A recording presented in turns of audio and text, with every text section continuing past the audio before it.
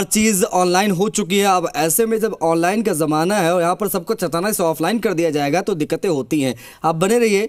दीपक आशुतोष भी हमारे सहयोगी कनेक्ट हो गए हमारे साथ फोन लाइन पर।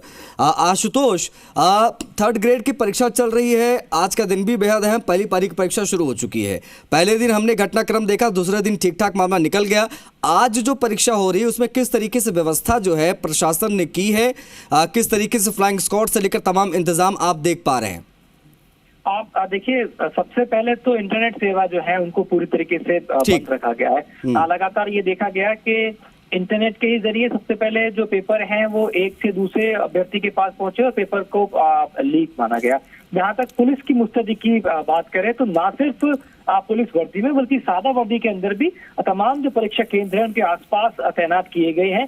थाना स्तर की टीम है, एसओजी की टीम है, आईबी की टीम है और एटीएस की टीम है। ये वो तमाम टीमें हैं जो लगातार ऐसे संदिग्ध अभ्यर्थियों पे और उनसे उनके आसपास के उन व्यक्तियों पर नजर रख रहे हैं जो किसी ना किसी तरीके से संदिग्ध नजर आ रहे हैं या उनकी गतिविधि संदिग्ध है। दूसरी बड़ी बात, तकनीकी आधार की अगर हम बात करते हैं, कोई भी ऐसा इनपुट संदिग्ध व्यक्ति के तौर पे या ऐसे अभ्यर्थी का मिल रहा है उसको इमीडिएटली कंट्रोल रूम से साझा किया जा रहा है। एंटी चीटिंग सेल जो एसओजी की तरफ से गठित की गई है वो लगातार पूरे शहर भर के अंदर मॉनिटरिंग कर रही है। आपने देखा होगा कि पिछले 2 दिन लगातार तमाम फर्जी अभ्यर्थी, डमी अभ्यर्थी, यानी कि एक व्यक्ति की जगह कोई दूसरा व्यक्ति एग्जाम देने के लिए पहुंचा साठगांठ के जरिए, कोई 15 लाख रुपए ले रहा है तो कोई 4 लाख में सौदा तय करके वहां तक पहुंचा है। यहाँ तक कि सरकारी नौकरी में पदस्थापित जो लोग हैं, महिला, वो भी एग्जाम देने किसी के बदले में पहुंची थी जिसको बदले में 15 लाख रुपए मिले थे। तो ऐसे तमाम संदिग्ध व्यक्तियों के ऊपर, ऐसे तमाम संदिग्ध जो अभ्यर्थी हैं और ऐसे सेंटर जहां पे कुछ न कुछ ऐसी तरह की गतिविधि दिखाई दे रही है जो कि पूरी तरीके से सामान्य नहीं है, उस पर पुलिस नजर बनाए हुए है। ये बड़ी अहम चीज़ है। और जो इंटरनेट बंद हुआ आशुतोष, इसको क्या माना जाए? क्या ये सिर्फ और सिर्फ पेपर लीक ना हो उस मकसद से इंटरनेट बंद किया गया कि जो अफवाहें फैली, वो अफवाहें चूंकि इंटरनेट के माध्यम से फैलती हैं, सबसे तेज फैलती हैं बिजली की तेजी से। अब ऐसे में ये माना जाए कि उस डर से प्रशासन ने नेट बंद किया है और इसीलिए इतना बड़ा फैसला उठाया गया। भले ही आमजन परेशान हो लेकिन इंटरनेट तो भैया बंद रहेगा क्योंकि अफवाह फैलती है। देखिए, हर विकास की जो चीज होती है उसके प्रोज एंड कॉन्स होते हैं। इंटरनेट की जहां तक बात करते हैं बहुत मददगार चीज है और इस बात को भी स्वीकार करना होगा कि इंटरनेट बंद जो किया गया है उससे करोड़ों का नुकसान देखने को मिल रहा है। लेकिन ये बात जो आपने कही वो बिल्कुल ठीक है कि आप जो पेपर लीक है उससे तो निपट सकते हैं।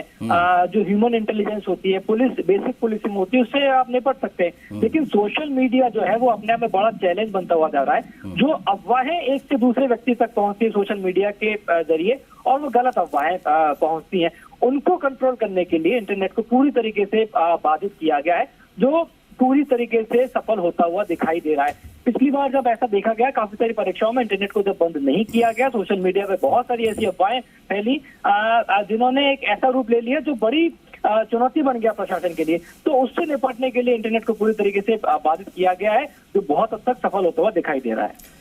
अच्छा, जितने भी परीक्षा केंद्र बनाए गए हैं आशुतोष, वहां पर विशेष तौर पर किन चीज़ों का ख्याल रखा गया है? क्योंकि हमने देखा कि डमी कैंडिडेट जिसके जिक्र भी आपने किया कि 15 लाख रुपए लेकर एक महिला जो है, जो ऑलरेडी टीचर है, अब वो वहां पर किसी और के नाम पर परीक्षा देने पहुंची, जीजा के नाम पर साला परीक्षा देने पहुंचा, इन लोगों को दबोच लिया गया। अब ऐसे में चूंकि डमी कैंडिडेट संख्या ज्यादा हो सकती है, अब ऐसे में इनको पकड़ने के लिए क्या जाल बिछाया गया, किस तरीके से इनकी चेकिंग इत्यादि की जा रही है? क्योंकि जाहिर तौर पर अगर 2 मामले निकले तो 2 से ज्यादा भी निकल सकते हैं और ये बड़े पैमाने पर ये खेल खेला जाता है पैसों के लिए।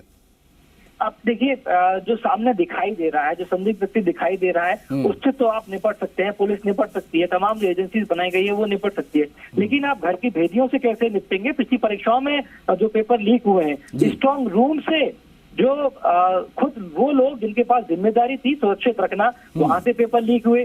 परीक्षा केंद्र पर जब आप आएंगे तो परीक्षा केंद्र के अंदर के लोगों ने पेपर को लीक किया बहुत ही सुनियोजित तरीके से और बहुत संगठित तरीके से। तो ऐसे लोगों से निपटना भी, परीक्षा केंद्र की बात करें तो वो बहुत बड़ी चुनौती है, जिसको ध्यान ये भी रखा जा रहा है कि ना सिर्फ परीक्षा केंद्रों के बाहर बल्कि तमाम जो परीक्षा केंद्र हैं उन पे बहुत पैनी नजर रखी जा रही है कि जो अंदर किस किस की ड्यूटी है, पेपर को अंदर तक पहुंचाने वाला व्यक्ति कौन है, जो स्ट्रांग रूम बनाए गए हैं उस पर तैनाती किन लोगों की है, जो 1 से 2 पुलिसकर्मी वहां तैनात किए जाते हैं राउंड द क्लॉक, वो अपनी ड्यूटी ठीक तरीके से निभा रहे हैं, नहीं निभा रहे, ये भी अपने पे बड़े चैलेंजेस। जाहिर तौर पर, क्योंकि ये जो आपने कहा कि जो घर के भेदी हैं, इनसे निपटना बड़ी बहुत एक चुनौतीपूर्ण कार्य है, क्योंकि सारा खेल इन्हीं के स्तर से खेला जाता है, बड़े पैमाने पर जो 15-15 लाख के ये जो गेम होते हैं।